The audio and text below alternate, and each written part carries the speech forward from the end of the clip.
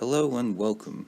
I am Ben the Best 5 and you are watching video 4 of my Efficient Career Contracts video series. However, this contract's going to be a little bit different to the other ones you've seen. You see, my previous contracts are all, given to me by legitimate businesses through the Mission Command Center. However, this next contract has come via a bit of an interesting method. You see, I got some audience involvement, and one of them actually contacted me and said that he would like a demonstration mission of a particular military project to deploy against the Wasteland Rebels as well as the Weebs. So, Mr. Yoda from Ketamine Incorporated has in fact hired me to launch a payload containing 5-ton titanium rods, which can then be placed in a polar orbit, and then, drop on the evil wasteland protesters and, other people who need dealing with. Due to the nature of this contract, I'm going to have to secure my funding, under the table, if you will. So, Now, Mr. Yoda has in fact promised to pay me $120,000 for a successful demonstration mission.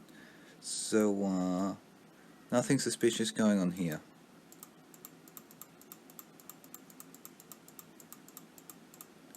There we go, I have received my funding from Ketamine Incorporated. So here we have it, the launch vehicle which will be carrying this top secret, well, only secret to people who aren't watching this video, military payload. Now this payload here will in fact be put into a polar orbit so that the payload can be deployed anywhere on Kerbin that might need to be deployed. Like, you never know where those, people who need to be bombarded, like the wasteland protesters, will need to be bombarded, So we gotta make it so that this can be deployed from anywhere and hit anywhere on Kerbin. Now, the actual rocket that I'm using to launch this, the launch vehicle I am using, is the D-class vehicle. It is, as I am demonstrating, capable of carrying 25 tons to low Kerbin orbit.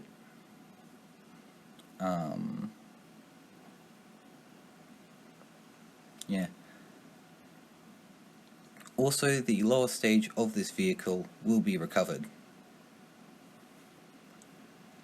Now, just like the C-Class, it has a very, quite big lower stage, which means that it will need to be performing a slowdown burn in order to deploy those parachutes. However, that just means we gotta leave a bit of fuel in the lower stage, and that shouldn't be too much of a problem.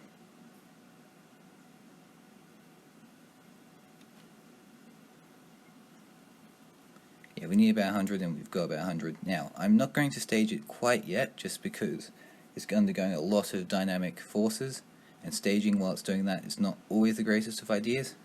However, when that heating starts to slow down, that'll indicate that it should be safe to do so, just like that.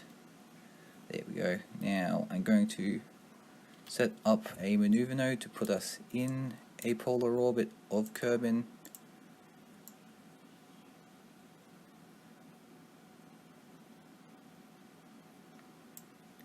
And now I'm going to target that maneuver, and I'm going to start up the engines and start it while we're still inside the atmosphere, just because this engine does have a particularly low thrust to weight ratio.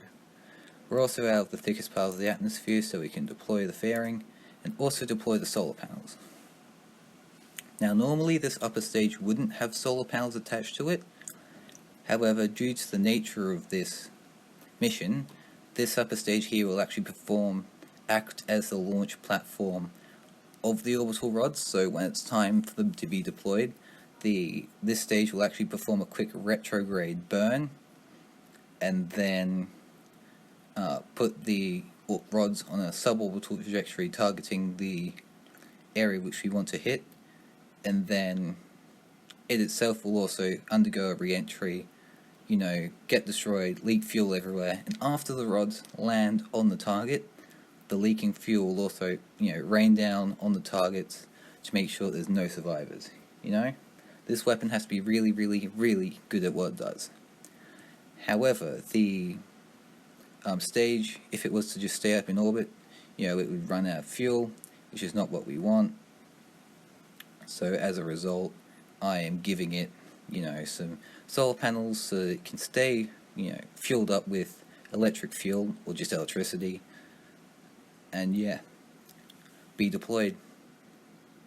So now I'm just going to show you some sped up footage of the rocket upper stage achieving orbit and completing the mission, and then we are going to perform a recovery of that lower stage.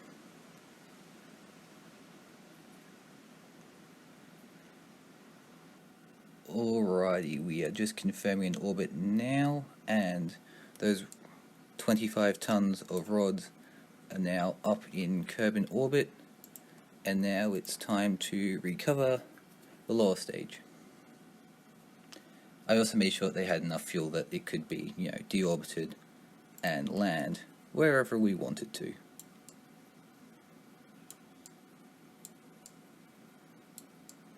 Now, how this is going to work is it's going to undergo, regular re-entry.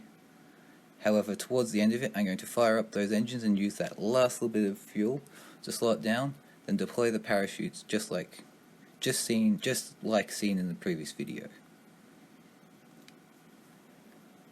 You'll notice that I've got 2 rows of parachutes there. That's just because for some reason when it's got 1 row, it doesn't, slow down quite fast enough to safely land most of the time.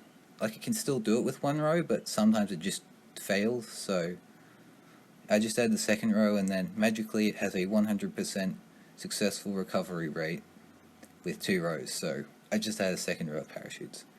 Because Kerbal's physics, they're not always perfect.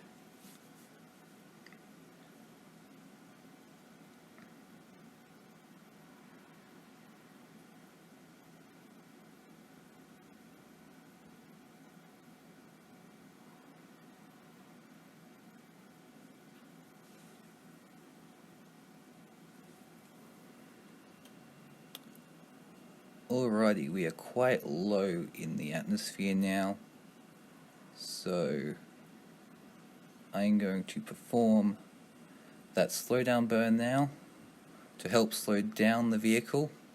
Now air resistance should do the rest of it.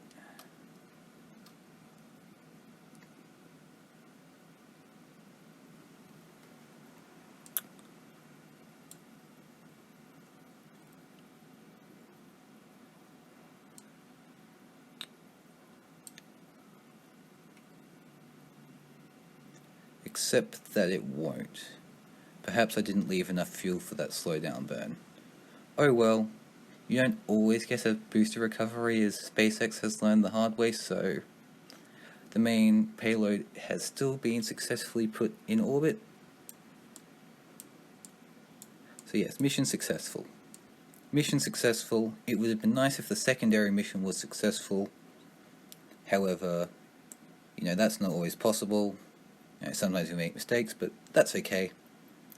Here we have the upper stage, with just enough delta V to deploy wherever we want, and I am very happy to announce to my partner Yoda at Ketamine Incorporated that his new Orbital tungsten rod weapon is fully functional and ready to be deployed.